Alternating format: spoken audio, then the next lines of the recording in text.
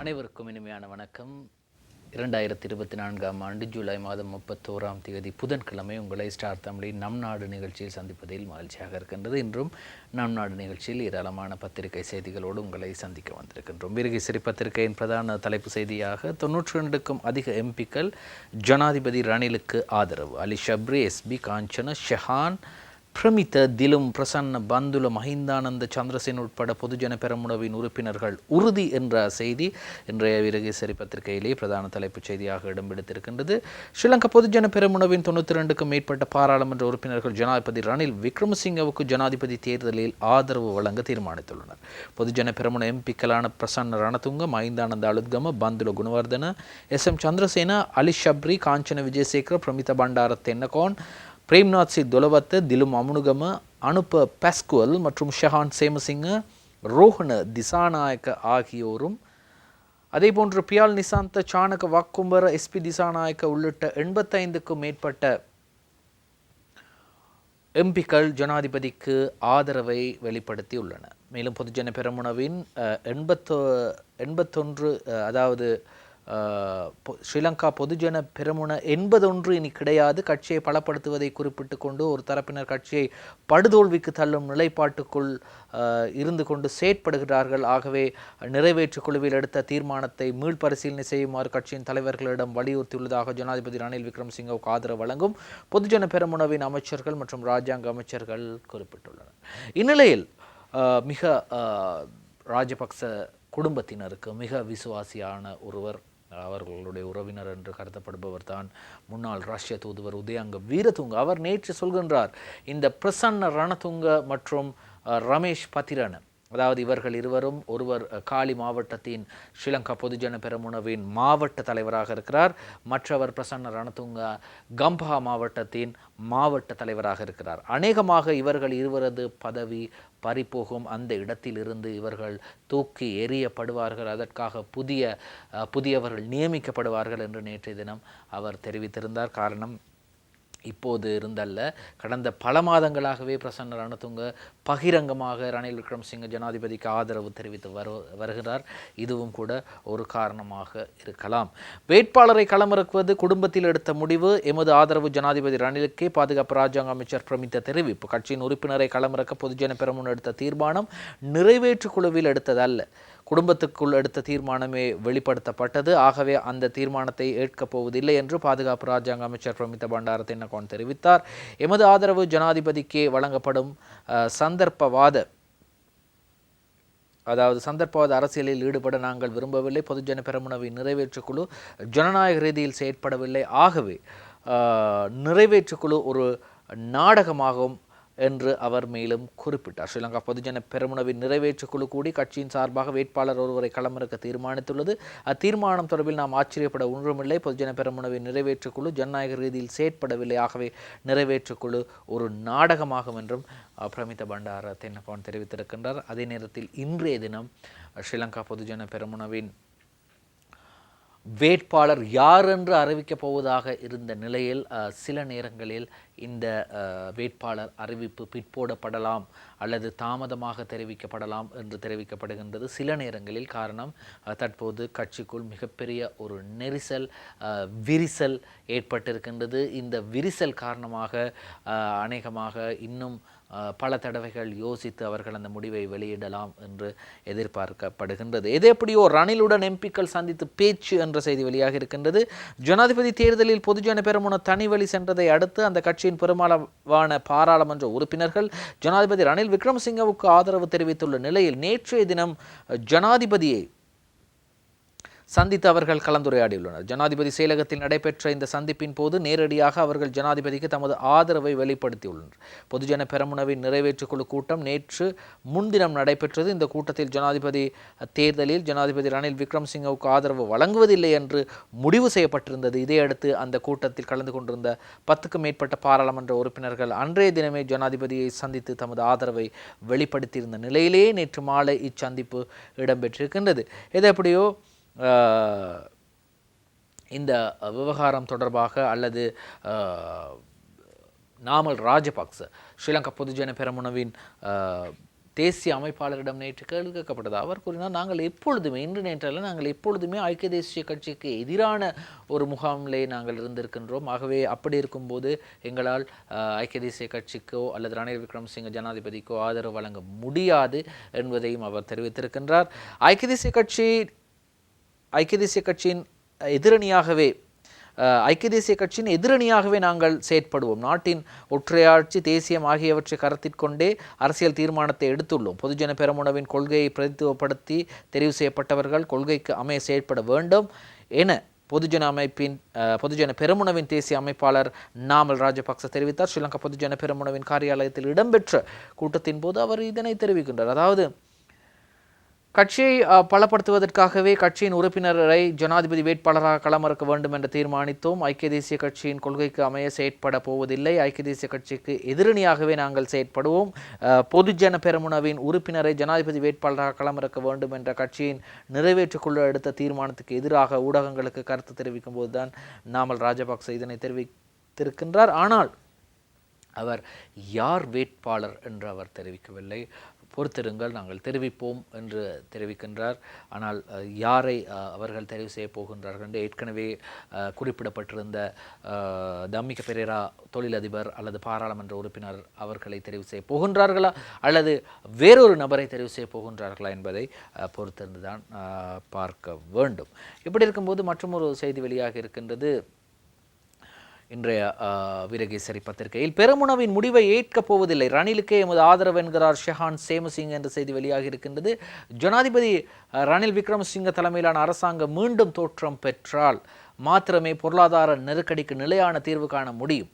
பொதுஜன பெரமுனவின் தீர்மானத்தை ஏற்கப் போவதில்லை என்று நீதி ராஜாங்க அமைச்சர் ஷான் சேமசிங்க தெரிவித்திருக்கக்கூடிய செய்தி வீரகேசரி பத்திரிகையிலே வெளியாக இருக்கின்றது. பெரமுனவின் முடிவை ஏற்கப் போவதில்லை, ரணிலுக்கு எமது ஆதரவு என்கிறார் ஷான் சேமசிங்க என்ற செய்தி வெளியாகி இருக்கின்றது. அடுத்ததாக இன்னுமொரு செய்தி வெளியாகி இருக்கின்றது. அமைச்சர் பந்துல குணவர்தன இவ்வாறு சொல்கின்றார், மஹிந்தவை விட நாட்டை அதிக அளவில் நேசிக்கின்றேன், அதனாலேயே ரணிலை ஆதரிக்கின்றேன் என்கிறார் அமைச்சர் பந்துல என்ற செய்தி வெளியாக இருக்கின்றது. மொட்டு சின்னத்தில் வேட்பாளர் ஒருவரை களமிறக்குவதற்கான தீர்மானத்தை பெரும்பாலான பாராளுமன்ற உறுப்பினர்கள் ஏற்கவில்லை. முன்னாள் ஜனாதிபதி மஹிந்த ராஜபக்சவையும் பொதுஜன ஐக்கிய முன்னணியையும் விட நாட்டையே அதிகம் நேசிப்பதாக அமைச்சரவை பேச்சாளர் பந்துல குணவர்தன தெரிவித்திருக்கின்றார். நாட்டை தான் அவர் அதிகமாக நேசிக்கின்றார். ஆகவேதான் மஹிந்த ராஜபக்சவின் அந்த நிலைப்பாடுக்கு அல்லது கட்சி எடுத்த அந்த நிலைப்பாடுக்கு அல்லது விஜயராம மாவத்தையில் எடுத்த அந்த தீர்மானத்திற்கு தான் இணங்கப் போவதில்லை என்று பந்துல குணவர்தன அமைச்சர் கேபினட் அமைச்சர் தெரிவிக்கின்றார். இப்படி இருக்கும்போது இன்னமொரு செய்தி வெளியாகின்றது. நீதிமன்றத்தின் தீர்மானங்களுக்கு மதிப்பளித்து செயற்பட வேண்டும், ஜனாதிபதியை வலியுறுத்துகிறது சர்வதேச ஜூரர்கள் ஆணைக்குழு. உயர்நீதிமன்ற உத்தரவை புறக்கணிப்பதானது இலங்கையின் நீதித்துறை சுயாதீனத்துவத்தை சீர்குலைப்பதற்கு மேற்கொள்ளப்பட்ட பல்வேறு முயற்சிகளில் ஒன்றாகும் என சுட்டிக்காட்டியிருக்கும் சர்வதேச ஜூரர்கள் ஆணைக்குழு ஜனாதிபதி ரணில் விக்ரமசிங்க நீதிமன்ற உத்தரவுக்கு மதிப்பளித்து செயற்பட வேண்டும் என வலியுறுத்தி இருக்கின்றது என்றும் அந்த செய்தி இன்றைய வீரகேசரி பத்திரிகையின் 2ஆம் பக்கத்திலே தொடர்கிறது. சரி, இப்படி இருக்கும்போது வஜிர அபேவர்தன குறிப்பிடுகின்றார், அனைத்து அரசியல் கட்சிகளும் இணக்கப்பாட்டுக்கு வர வேண்டும். ஐக்கிய தேசிய கட்சியின் தவிசாளர் வஜிர அபேவர்தன தெரிவிப்பு, இலங்கையின் எதிர்காலத்தை கட்டியெழுப்புவதென்றால் தற்போது இருக்கின்ற அரசியல் முறையில் நிச்சயமாக மாற்றம் ஏற்பட வேண்டும். அந்த மாற்றத்தை ஏற்படுத்த அனைத்து அரசியல் கட்சிகளும் பொதுவானதொரு இணக்கப்பாட்டுக்கு வர வேண்டும் என்று ஐக்கிய தேசிய கட்சியின் தவிசாளர் வஜிர அபேவர்தன தெரிவித்தார் என்ற செய்தி வீரகேசரி பத்திரிகையிலே இடம் பிடித்திருக்கின்றது. அடுத்ததாக இந்த பொலிஸ்மா அதிபர் விவகாரம் தற்போது சூடுபிடித்திருக்கின்றது. பொலிஸ்மா அதிபரை ஜனாதிபதி ரணில் விக்ரமசிங்க அல்லது பதில் பொலிஸ்மா அதிபர் ஒருவரை ஜனாதிபதி ரணில் விக்ரமசிங்க நியமிக்க முடியாது, தனக்கு நியமிக்க முடியாது என்று கூறியிருக்கின்றார். அந்த பின்புலத்தில் இப்பொழுது ஒரு பேசும் பொருளாக இந்த விடயம் மாறியிருக்கிறது. பொலிஸ்மா அதிபர் விவகாரம் சபாநாயகரை சந்தித்து கலந்துரையாட ஜனாதிபதி ரணில் விக்ரமசிங்க தீர்மானம். பொலிஸ்மா அதிபர் விவகாரம் தொடர்பில் சபாநாயகர் மஹிந்தயாப்ப அபேவர்தனவுடன் விசேட கலந்துரையாடலை முன்னெடுப்பதற்கு ஜனாதிபதி ரணில் விக்ரமசிங்க தீர்மானித்துள்ளதாக அரசாங்க தகவல்கள் தெரிவிக்கின்றன. புதிய ஜனாதிபதியின் பதவி பிரமாண நிகழ்வில் கலந்து கொள்வதற்காக சபாநாயகர் மஹிந்தயாப்ப அபேவர்தன ஈரான் சென்றுள்ளார். பொலிஸ்மா அதிபர் பதவி தொடர்பில் எழுந்துள்ள நெருக்கடி தொடர்பில் சபாநாயகரும் பிரதம நீதியரசரும் ஒரு தீர்மானத்திற்கு வர வேண்டும் என கடந்த வாரம் ஜனாதிபதி ரணில் விக்ரமசிங்க தெரிவித்திருந்தார். எவ்வாறா இருப்பினும் சபாநாயகர் மஹிந்த அபயவர்தன நாடு திரும்பியவுடன் பொலிஸ் மா அதிபர் விவகாரத்தில் எதிர்காலத்தில் மேற்கொள்ள வேண்டிய நடவடிக்கைகள் தொடர்பில் ஜனாதிபதி ரணில் விக்ரமசிங்க விசேட சந்திப்பு ஒன்றை நடத்துவார் என எதிர்பார்க்கப்படுகின்றது என்ற அந்த செய்தி வெளியாக இருக்கின்றது. எமது அலுவலகம் அல்லது எமது கலையகம் இருக்கக்கூடிய இந்த கொம்மணி தெரு பகுதியிலே தான் கொம்மணி தெரு ஸ்ரீ சிவசுப்பிரமணிய சுவாமி தேவஸ்தானம் இருக்கின்றது. அந்த கோயிலின் வருடாந்த மகோற்சவம் நேற்றைய தினம் இடம்பெற்றது. கொழும்பு கொம்பனி தெரு சிவசுப்பிரமணிய சுவாமி கோவில் வருடாந்த மகோற்சவ தங்கத்தேர் திருவிழா நேற்று இடம்பெற்றது. வள்ளி தெய்வானை சமேத ஸ்ரீ சிவ சுப்பிரமணிய சுவாமியர் வெளிவீதி உலா வந்ததை படத்தில் காணலாம் என்றும், அதேபோன்று கொழும்பு கொம்பனி தெரு சிவசுப்பிரமணிய சுவாமி கோவில் வருடாந்த மகோற்சவ தங்கத்தேர் திருவிழா நேற்று காலை மகோற்சவ குருக்கள் சிவஸ்ரீ முத்து ஸ்ரீனிவாச குருக்கள் தலைமையில் நடைபெற்றது. வள்ளி தெய்வானை சமேத ஸ்ரீ ஆறுமுக பெருமான் வசந்த மண்டப பூஜையை அடுத்து உள்வீதியும் வருவதையும் தொடர்ந்து தங்கத்தேரில் பவனி செல்வதையும் பக்தர்கள் நேர்த்தி கடனை நிறைவேற்றுவதையும் படத்தில் காணலாம் என்றும் அந்த செய்தி தொடர்ந்து செல்கிறது. இப்படி அந்த செய்தியை பார்க்கும்போது அடுத்ததாக மற்றும் ஒரு செய்தி இருக்கின்றது.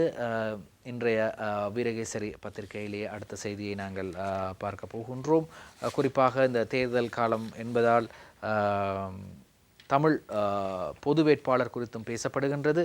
அதே நேரத்தில் மற்றும் ஒரு செய்தியும் வீரகேசரி பத்திரிகையில் வெளியாக இருக்கின்றது. நாமல் ராஜபக்சவுக்கு எதிராக தான் நீதிமன்றத்தில் அல்லது போலீஸில் புகார் அளிக்கவில்லை என்று தெரிவித்திருக்கின்றார் பந்துல குணவர்தன.